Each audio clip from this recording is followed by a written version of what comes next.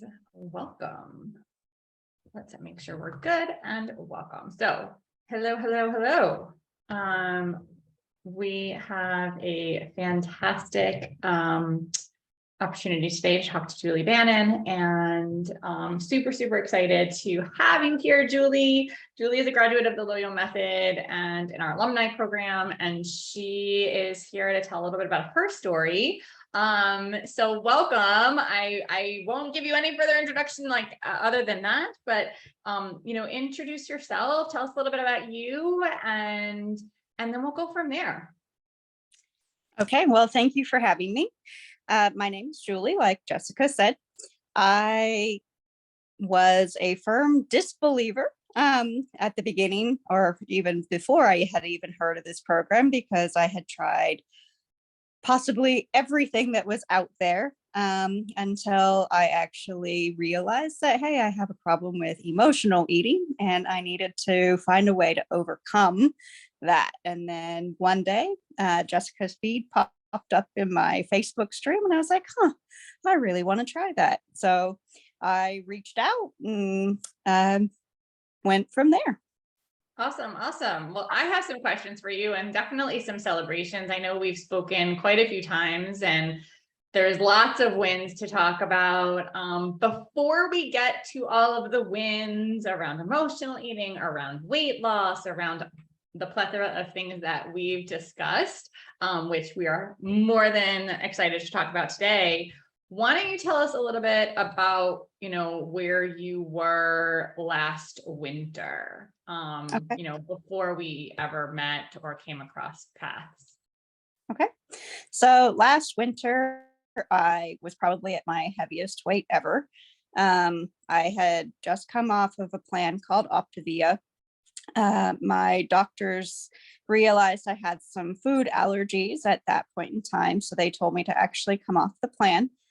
So I did, and I tried everything in my power to control my weight on my own, not realizing that a lot of stress and anxiety was contributing to the weight as well, and just the inflammation. And I was really unhappy. I was tired all the time. I didn't want to do anything. And my stress levels were through the roof, being a special education teacher in the high school setting, especially during, the midst of COVID, probably contributed to a lot of that as well. And I was just really struggling to find a successful program that was going to help me get to where I wanted to be. Where was that? Where did you want to be? Where was that goal for yourself? I think the most important goal that I had was just having a better relationship with food. My go-to, and I can say from as early as I can remember, whenever I was stressed or anxious, whenever I had any type of emotion, I usually handled it with food. Either it be celebration, or sadness, or whatever. And that just compiled through the years, and the more stressful it got, the more weight I would put on. And then I got Crohn's disease when I was a senior in high school, and that just kind of shifted the entire outlook of everything, because then I was actually losing weight without trying, and I was like, oh, beautiful. And then when that would get better, because they put me on steroids, I'd put it all back on and then some. So I was just on this vicious cycle of yo-yo dieting.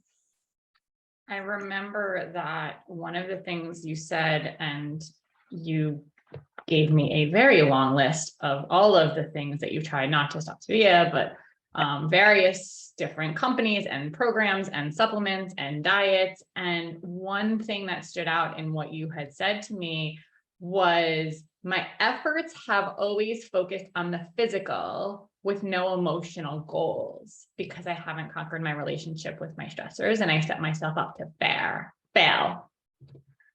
I cannot tell you, right? I don't know if you remember this, but that was what you had said, way back. And I cannot reiterate how prevalent that thought is among women who struggle in this space, and being honest with ourselves around that, and being honest and ready to finally stop the dieting behavior that focuses on maybe just the foods not to eat, or the foods to eat, or, you know, the astronaut food that, you know, the diet foods or the diet supplements or whatever it is, the shakes and the cleanse and the teas and the blah, blah, blah, the bars and all the things, and the diet and the restricting, like so much focus gets put onto that. And I talk about this so much that is setting us up to fail. We're not failures. You were not a failure, Julie. And so that concept of like feeling like a failure over and over and setting yourself up to do that, but making the realization like, oh my God, there's actually so much more that needs to be addressed, and why that keeps happening, right? That vicious cycle. So tell us a little bit about what or why, you know, why you decided to come and join us in the Loyo Method. So I knew that I had a problem with food. I knew that I had been trying anything that was pretty much out there. I was looking for that quick fix. But I wasn't looking for the fix that was going to help my mindset.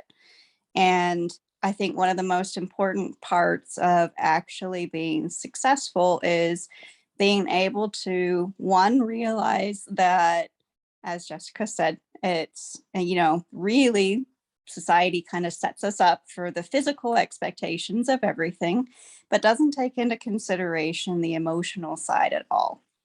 And coming to that realization that I needed that help, you know, it took a long time for me to get there.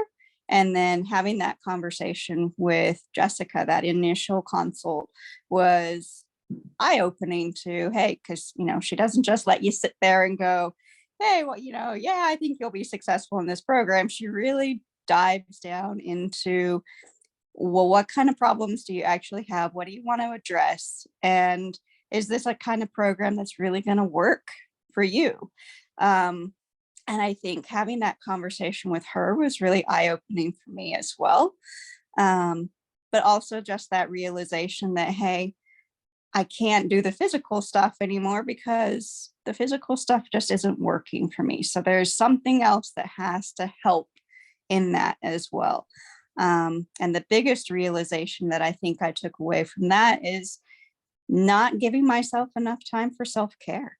You know, as a teacher, it's one of those, especially in special education, it's one of those things that you're a giver and you just want to keep giving and giving and giving. And then all of a sudden you realize, hey, I'm nearing burnout and I really haven't taken any time out for myself. But also just that a lot of the foods and stuff that are out there are designed to kind of create this addiction, and you don't really realize it until you kind of take them out of your diet and make those cravings go away.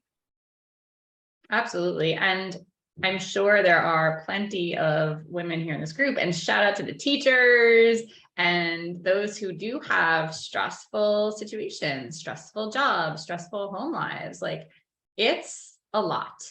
And that can be it can be the excuse. It can be the underlying root cause, but it doesn't have to be a reality. And I think when you came to that realization, when others come to that realization that there is another way to actually make habit changes and behavior changes, you know, and giving yourself that chance and taking you know, betting on yourself, showing up for yourself, doing the work, like learning about you and how to make those shifts, that's when you can really know what's possible. And I'm sure it's scary in the beginning. I'm sure it was for you. I'm sure it is for most people. But tell us, Julie, a little bit about, you know, your experience inside of the Loyo Method program, and, you know, perhaps some of your, you know, aha moments and the shifts that you're making and the positive changes that you've noticed since you began this program. I believe it was last March. I think it was, you know, sometime in March, I think you came into the program. Yeah. So a lot of the things I mean, it's a wonderful program. It is designed step by step to take you through everything that in some instances you don't even realize you need to think about or take that time away and think about. The first couple of weeks is really getting you to really think about what you want and how you want it. And I think the journaling piece of things was something that I hadn't been doing, but was really important in the overall journey. And then being able to do the reset and like look at really what you're eating and what you're not eating at that point in time, and just getting yourself off of the sugar. I think that was probably, it was hard. I'm not gonna lie, but by the time you finished and not having those cravings for those foods that are really not good for your body, was fantastic. And then followed up with, hey, you know, you can't only just do that. You got to start looking at what's really important for you and your body. So, looking at that self care, looking at the physical exercise side of things. Um, and it's timed really well with everything that you do through the program. And I think, as I said earlier, one of the important pieces for me was looking at that self care. And part of that self care for me is actually being able to work out because it's a big stress reliever for me, and making sure I had that time and stop making the excuses of, hey, you know, I'm tired. I'd rather just eat, you know, eat this because it's quick, it's simple, it's easy.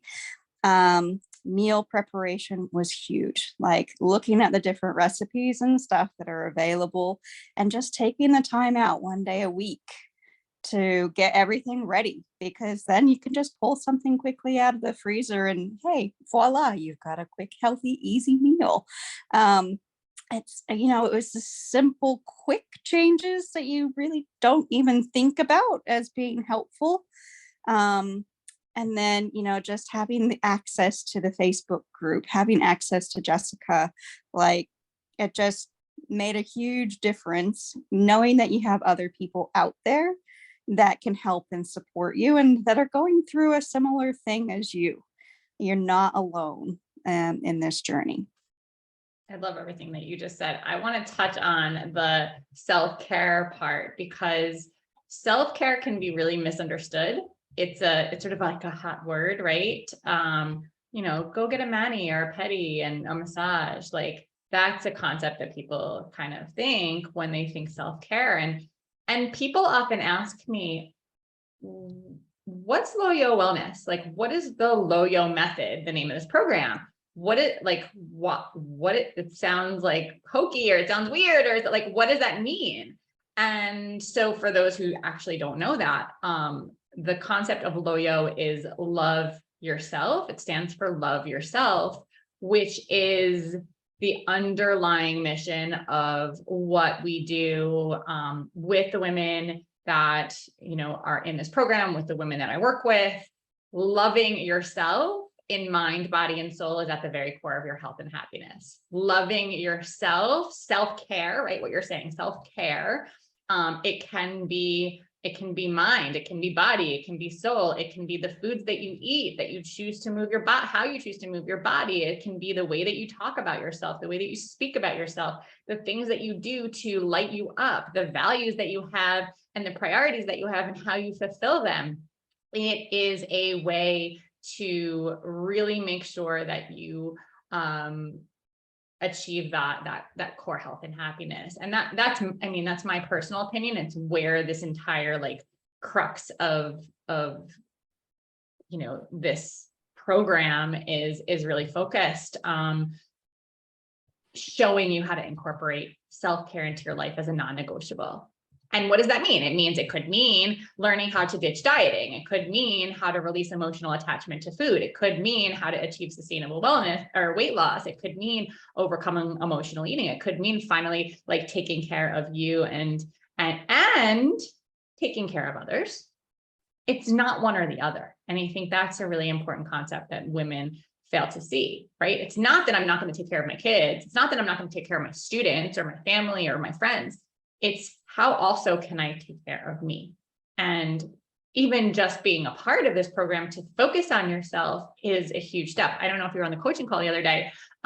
So we have a fairly new lady in the group, and she started crying because she said that, I can't quote exactly what she said, but the gist of it was, she's a mom of 4, and she finally realized how critical it, like her timing, like she's not any less busy than when we first spoke a while back. She's not any less stressed. She's not any less anything, but her realization that she needed, and she used the words self-care. She needed to invoke self-care by coming and putting her health first, by coming and joining us. And she started crying on the program. She's like, that's my biggest win right now, is the fact that I am here and I'm showing up for myself, and I'm showing up for me so I can be a better version of me, which then will of course trickle down and make sure that I'm a better mom for my kids, or a better, employee, or better business owner, or whatever. And so I love, Julie, that you say that. I love that that is, one of your, takeaways here. So tell us, let's do some celebration. Okay. Tell us, some of your wins. I think the biggest win is that I definitely have a better relationship with food. I am much more mindful when I eat, what I should be eating and what my body is telling me I need. I think for a long time, my mind was telling me, hey, you need food, when it was probably just like a glass of water or something like that I really needed. Or, I just needed to take that 5 minutes out and do some stretching or do something that was important for me. So the mindfulness was definitely another win that I had. Coming out of this program at the end of the 12 weeks, I had actually been able to lose 30 pounds. For me, that was huge because I kept putting on weight before I started this program. And I was convinced that that was this trend that I was going to keep going with. And to actually have that weight come off at the end of 12 weeks was phenomenal. I mean, 2.5 pounds a week is more than the doctors want you to lose. And even when I went back to see the doctor, he's like, whatever you're doing, keep doing it because it's working. And like even the doctor was really proud. So that was a big win for me as well. And just making that time for myself. I was not a priority prior to the program. I was a giver. And I did not think that I needed to make that time for myself because it wasn't who I was. And so I neglected myself for many years, and coming to that realization that, hey, I'm worth it, and really being able to focus on my why, and being able to come back to the why. Like, it's one of those things you don't appreciate at the time, but writing that down so that you can go back to it and revisit it is really important, because it helps you refocus. Like when you're starting to lose that time and you're like, hey, why am I in this to begin with? Look at your why, understand what it is, what you're trying to accomplish, and keep going back to that because it is really important. I love it. I love it. Julie, I have one more question for you as we wrap up. What would you tell the women that are listening here right now who may be in a similar spot as you were? Yeah, I would say definitely reach out. Talk to Jessica. See if this program is meant for you. But think about, even before you reach out, why is it that you're even interested in this program to begin with? Write it down. Look at your current mindset. Is this something that you're willing to give yourself right now? Because it really is a gift to yourself to be able to take that time away and really look at what you yourself need. At the end of the day, it's not a very time consuming program, I would say. It is designed to keep you in the busy fast lane of your life, but give you an opportunity to just take that step back and really look at what you need to focus on for yourself, and just making sure you're dedicated to that, because you yourself are important. And if you really do want to have a better relationship with food and understand what it is you need, then reach out to Jessica, because it will work. I do appreciate that, Julie. And I'm sure if anyone has any questions for you, you're inside this Love Yourself Journey group as well. Are you open to that if anyone has a question? Of course. Awesome, awesome. So Julie's tagged here in this group. So, feel free to say hello. She's a real human. She's a real woman. She's, this is her story to tell. And I so appreciate you telling it, Julie. It is such a pleasure. It's always such a nice pleasure to talk to you. Keep being a giver and keep focusing on you too. And I think that's going to, just do enormous strides continuing and moving forward for yourself. So with that, thank you so much. And everyone else have an enormously wonderful day, and we will see y'all soon. Take care, everyone.